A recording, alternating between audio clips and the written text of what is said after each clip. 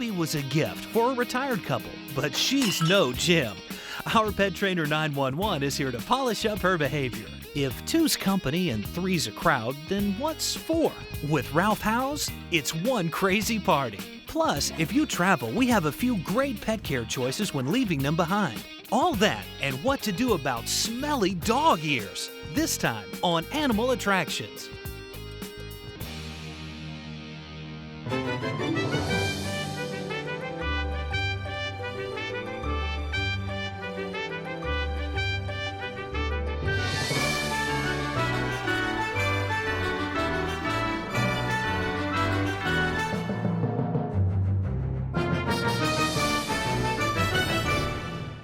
I'm Alex Boylan, and welcome to this episode of Animal Attractions, the show about the deep affection people have for their pets. And I'm Megan Blake, and this is Casey. You know, leaving your pet at home when you travel can be stressful, and some people become so leery that they opt not to go at all. So we'd like to help. We've got 3 great options to set your mind at ease. Plus, we have great tips from our experts for you and your pet. But what happens when things go wrong? When the pet that's supposed to be your best friend ends up physically hurting you? That's when you call Pet Trainer 911.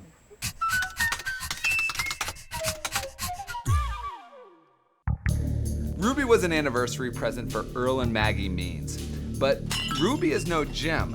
In fact, she's a menace on a mission to destroy. If she doesn't stop biting, stop pulling, and running amok, she could end up like thousands of unruly dogs. Another sad statistic surrendered to the pound.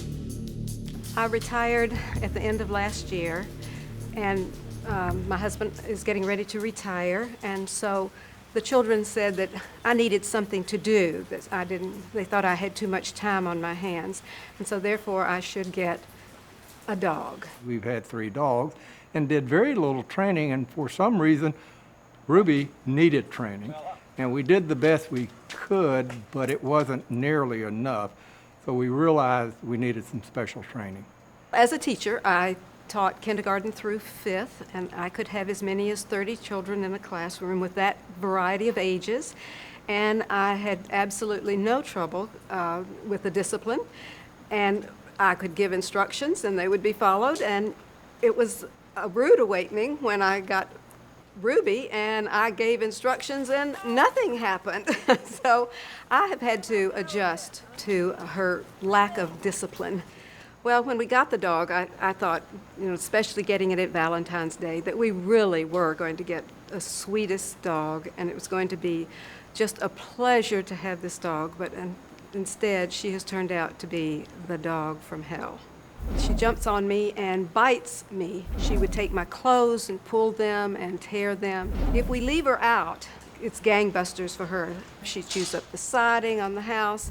She has pulled up every flower that I had on my patio and has broken innumerable pots or chewed them up. It's been very discouraging. I cannot take 4 steps out of the door before she starts jumping up high and grabbing the plastic bag of garbage. I would open the door and she would barrel into the house and start going through the garbage. She would growl at me and snap at my hands as I was trying to pull her out. She was really unruly, and so it's been a very unpleasant beginning. I just came in one day after she had bitten me and torn my clothes for the last time that I came in and said, "This dog's going to the pound. I will not keep her." I was at my wit's end. I just cannot have this dog anymore. And we were really there until a friend told us about Ronald White. Well, when I got the call about Ruby the Black Lab, the lady told me that the dog was out of control, and she was beyond 911. She needed help right now. And could I come tomorrow? Good morning. How you doing, Ronald Welcome. White? Earl Means. Hi, I'm Maggie Means. How you So doing? glad to see you. Would you like to come in and meet Ruby? Yes. Okay. The dog was too much for them. He was a young dog, wanted some attention, wanted to play, and you know, they were just older, and they could still play with the dog, but that dog wanted more than they can give that dog. Has her moments. Do you have that list that I had you to make out? Yes, I do. Yeah. The longer the better. Okay. Okay, let's see here. Okay, the jumping, the biting. She pulls on a leash, runs off, jumping at the back door. Yeah, that's a long list, I know. But do you think she's a lost cause? Oh, no, What we're going to do, I'm going to take your dog back to boot camp for 30 days. Oh. And train your dog. What your dog's going to do with you is going to do with me. Okay. And then we train you for 7 days. Oh, wonderful. And when I come to your house to train you and your husband, when I leave, the dog leaves. So now I'm trying to train the owners. Well, I'm sure that we need training. So. Yeah, and once you train, the dog will stay trained. Okay, well, thank you so much, and we look forward to seeing you. It was nice meeting you. Good luck. Bye, Ruby. Behave. At 7 months, the dog was ready to come to boot camp. So I told her I was going to take her dog, training for 30 days, train her for 7. When I leave, the dog leaves. And she'll see when I bring the dog back, he'll be well trained. So when I bring the dog to the house, I play with him out in the front yard. But they told me the dog didn't play with other dogs. Come on, let's go. So I wanted to see will he socialize, was he friendly, or will he tuck his tail and run from him? So that kind of told me about the dog. So when I let him out, I played with him. He came to me.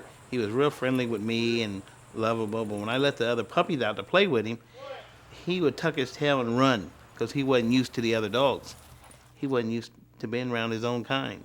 A couple of days of playing with other dogs, he had jumped right in the game with them. So after I get done playing with the dog and he's here 7 days, I'll take him and introduce him to the pinch collar. And so I made the switch. And I gently showed the dog and let him feel it. And he would look at me and I would give him a treat. And I would work him slow until he knows his commands and just walk him, introduce him to the pinch collar. Well, in this particular case, because they were senior citizens, and I just wanted the dog to listen to him on a hand signal. Well, basically with the hand signals, we don't say anything to him. I'll keep the leash in my left hand, and if I tell him to stop, I'll pull straight back and I'll wave my hand in front of him. And then he'll look at me. Then for sit, I'll slightly take my left hand and pull up and raise up with my right hand to show him sit. And down, I'll pull down and I'll wave down. And stay, I'll put in front of him and walk away from him. And I'll repeat that, but I won't say nothing to him. He's looking at me because he thinks I have something for him, and I do. In the beginning, I used the hand signals, the voice, and the hand signals. Stop. And then eventually, I just do strictly hand signals on him. Sit. Therefore, the husband can do hand signals, and the wife, if she wants to, can do voice. The dog's going to listen to both of them. One of the things Maggie wanted to do was to iron in her kitchen and have her dog sitting there with her. And she couldn't do it. So I'll bring the dog home, and that was on the list. So I'll set up an iron, and my daughter will iron and see what she mess with the dog would mess with the cable, the cord, and train the dog for when he goes home. The dog doesn't do it over there either. The dog is listening to me and doing all that she's supposed to do. Well, then I know that she's ready to go back home. So I'll call them up and ask them, are they ready to be trained? And if they say yes, we're on our way over there. When Coach came back with Ruby and showed the results, I was shocked. Stop, sit, stay. Well, there's your puppy, and we're going to show you how he's trained and how he'll listen to you and stay there and do his commands. And what he'll do for me, he'll do for you. Are you sure that's Ruby? It doesn't look like the same dog. It's so well-mannered. Yeah, that's what training does, the structure and sending him away. Good. Well, they thought Ruby was the lost cause, and I knew her being a lab. She wasn't. She was just young. You just put this in this hand. Okay. Oh, this right here. Oh, that. And this right here, right there. Now, he walks on your left, you're going to keep your hand down, and you're going to start walking. You say, heel, start walking towards me. Say, heel, start walking. Heel. Just start walking, just start walking. Heel. Say, heel. Give me a little pull. Heel. Give me a little pull. There Heel. you go. Now go back that way. Say, heel. Heel. Keep walking. Heel. Straight that way. Heel. Now turn back towards me. Say, heel. Heel. Back towards me. Keep Heel. walking. There you go. Now I want Heel. you to say, stop. Stop. Now tell him, sit. Sit. There you go. Now the final thing that I do before he goes home, I'll take him out here to the beach or to a restaurant where I can sit outside to get the dog used to people stepping over him, going around him, socializing him with people. For when they take him places, he'll be obedient. All right, how you doing? And he won't have to stay in the backyard all by himself and be lonely. Coach has been such a gift to us. When he brought her back, I thought, this isn't our dog. She was calm, she was obedient, she was a real pleasure. The more she's in the house with you, the better it's going to get. Okay. And the older she gets, the better. She's just a puppy. Right. If you have any problems, you give me a call. Okay. And I know the dog just like you do because I trained her. Right, okay. Well, Okay. thank you so much. it was nice It's been a meeting you. pleasure. Thank you so much. She's just 7 months old, but she's come a long way, and we have 10 more years, 12 more years, possibly more with her, and we're looking for a great, bright future. So pleasantly surprised when Coach brought her back, and she was a thrill to have. She obeyed, she was a companion, and she is now the dog that I wanted, always dreamed of having, and I think that now I will keep her. I will not have to send her to the pound like I threatened. I think I'm going to enjoy her for many, many years.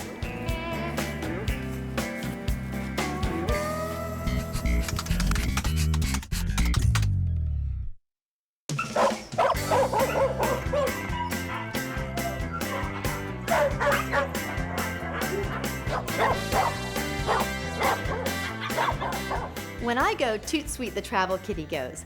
But what if you want to take a vacation or make a trip that's for humans only and you have to leave your pet at home? Well, knowledge is power.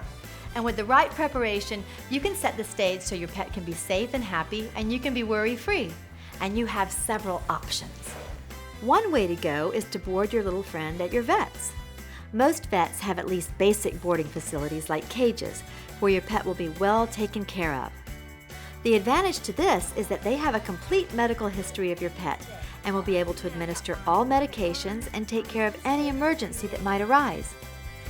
And some vet offices are associated with daycare type facilities where pets can socialize.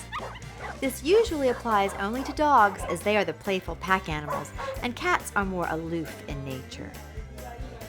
If you want your doggie to have some of this extracurricular activity, ask your vet about this option. And be sure to inquire about the extra charge because there usually is one. And even if your vet has only basic cages, you can usually leave some of your pet's favorite things with them so they feel more at home in their temporary surroundings, like their favorite blanket or toy. Thank you, I appreciate it. Oh, and this is washable. A trick that I think is an absolute must to keep your pet more relaxed and confident in their new environment is to leave them with a t-shirt that you've recently worn. This way your smell will be with them the whole time that you're away. Also, be sure to leave them with their own food. That way their digestion won't be upset by a new diet. So here's the checklist. Their usual food, medication, and favorite things, including an item of clothing that smells like you.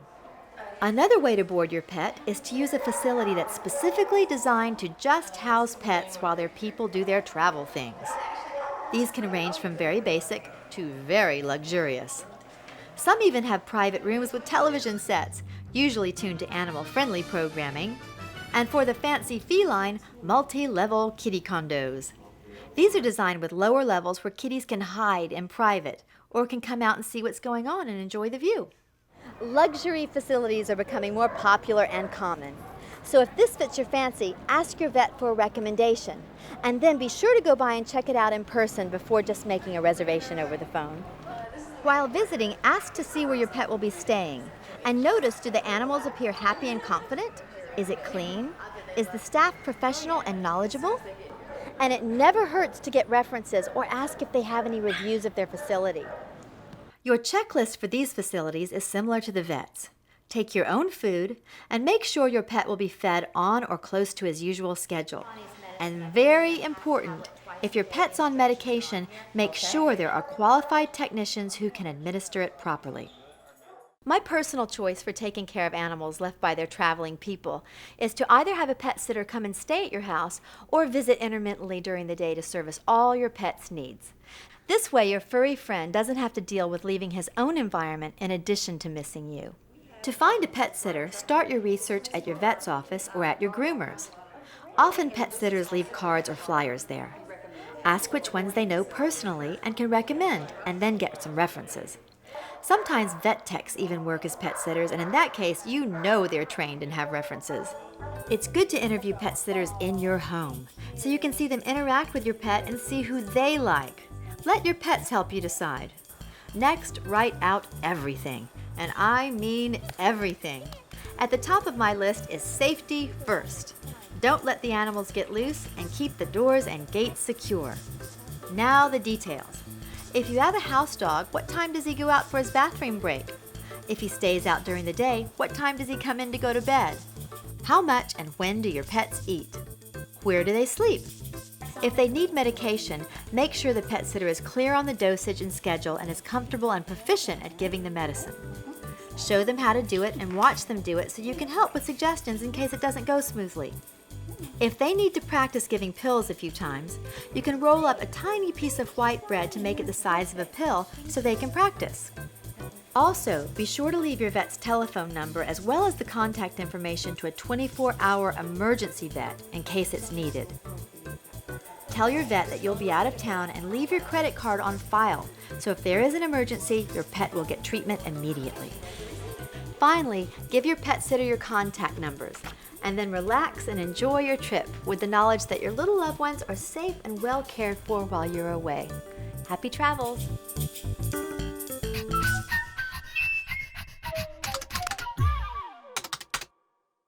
Stinky ears are not something that you should ignore. It usually means that your pet has an ear infection. There's 3 main causes of ear infections, namely bacterial, yeast, or ear mites. It's best to see your veterinarian to make sure that you're on the best medication to treat that. There's several reasons why dogs can get ear infections. Some breeds are even predisposed, such as Cocker Spaniels, Basset Hounds, and Golden Retrievers. Dogs that like to swim can be prone to ear infections as well because they can get water trapped in their ears. Additionally, allergies can also be a cause of ear infections. Several ear cleaners are available from either your veterinarian or a pet store. However, usually 50-50 white vinegar and water works just as well. To clean your pet's ears, what you want to do is take the flap of the ear, lift it up, have a nice squirt bottle of either your 50-50 vinegar and water mixture or your ear cleaner, and fill up their ear canal with as much fluid as will fit in there. You can't really use too much. Once you've done that, squish at the base of the ear to get that nice squishy sound so you know that all the debris and junk that's in there is breaking up. Then take a step back because your dog will shake its head and all the material is going to go splattering around. It's best to do this outside or maybe in the garage where you don't mind cleaning up a little bit of a mess. After that, take a cotton ball or a tissue and just use your finger and take that and push it down into the canal and try to get that gunk out. You don't have to worry about hitting the eardrum because the eardrum is around the corner. The dog's ear canal is actually L-shaped, so you don't have to worry about that. Just repeat that until your cotton ball or tissue comes out clean. And if you want to use a Q-tip for areas of the ear that you can see, for more of the detail work, you can do that too. Cleaning your pet's ears is a good and necessary part of your normal grooming routine, but it won't necessarily clear up an infection, and it's best to see your veterinarian.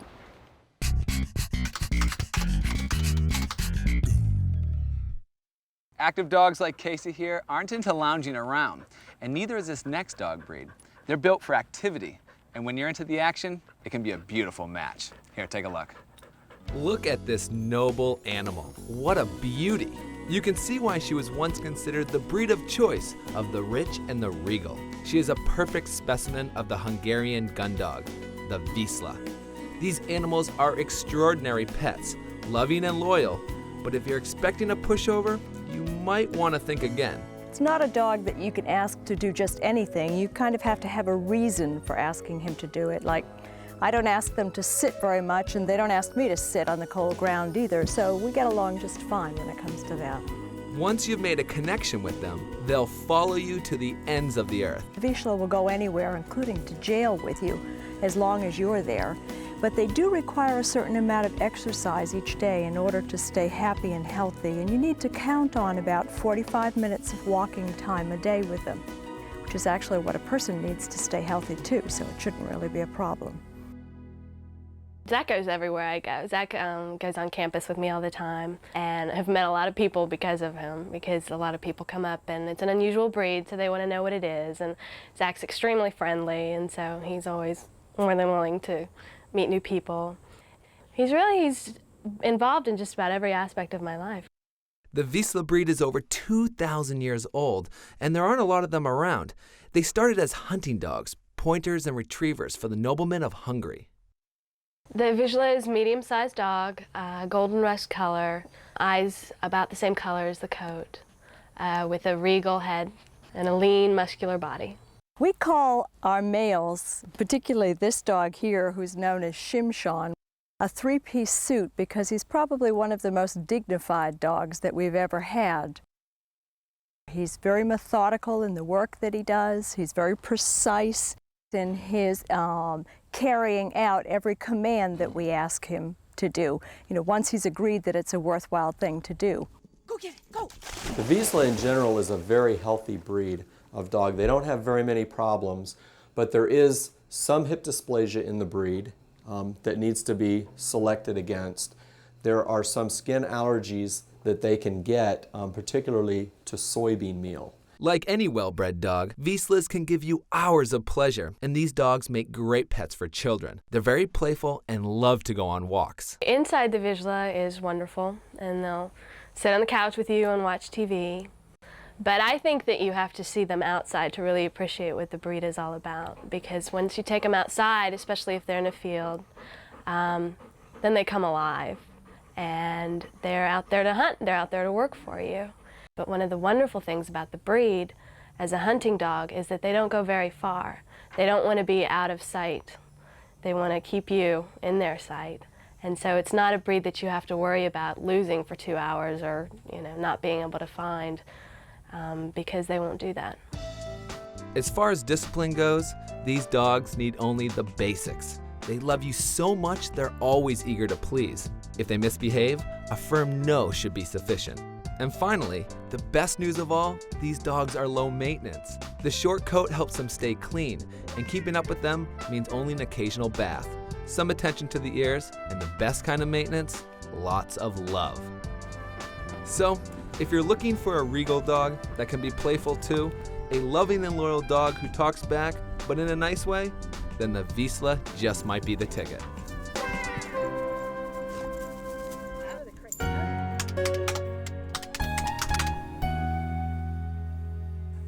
We all love the idea of having a best friend, but why stop at one? Some say the more the merrier. Well, at Ralph House's home, it's the more the crazier. I want to introduce you to some of my best buds. Come here. Whoa! All right, this is Heath. And Heath and Benji, they're named after the world famous, at least in Tennessee, football quarterback and his brother, Heath and Benji Schuler.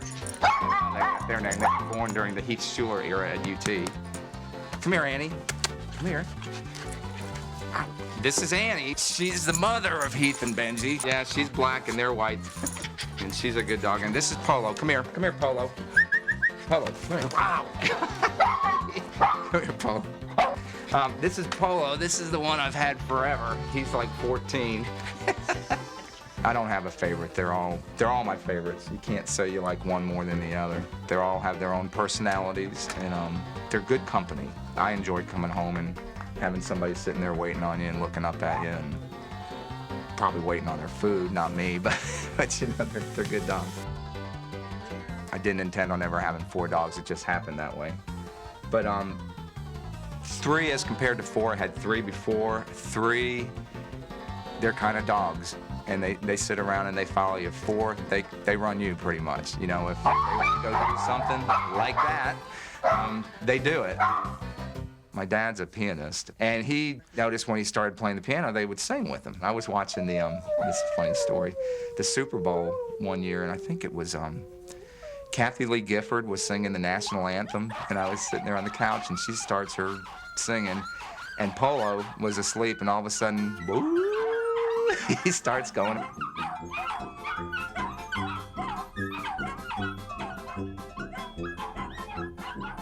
Every year, my holiday tradition is the Christmas card is the dogs and myself, and everybody, we try and outdo it every year.